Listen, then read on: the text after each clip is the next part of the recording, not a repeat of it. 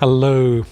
So today we are about to leave the seabed, the place perhaps where life on Earth began, and hopefully it's been a place where you've enjoyed resting a while. But our submarine is ready. We're about to start making our way back to the surface.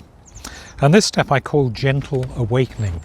When you've been in a restful or meditative state for any length of time, it's really important to try and come back gently. So that's the invitation here, just to very slowly become aware of your surroundings again, to start to wake up, as it were, become aware of what might be going on outside the submarine, but without worrying too much yet about the mechanics, the logistics of getting back to the surface and facing the world outside again.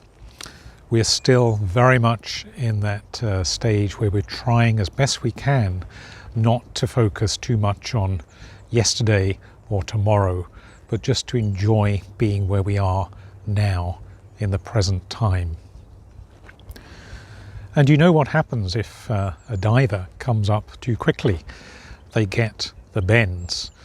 And I think possibly, not quite so serious maybe, but as it were from a spiritual level, if we come up from a place of deep contemplation and meditation, we also don't necessarily really enjoy the benefits, because a lot's going on below the surface, a lot in the subconscious, and we need to allow that time to process so that we can integrate it.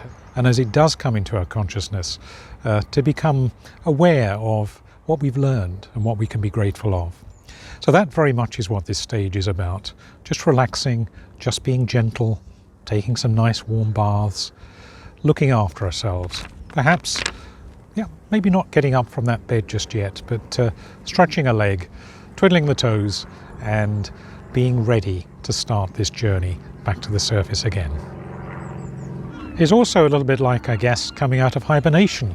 Where I am at the moment in the Northern Hemisphere, and I'm sure for many of us, we are approaching, if not already in, I guess, springtime.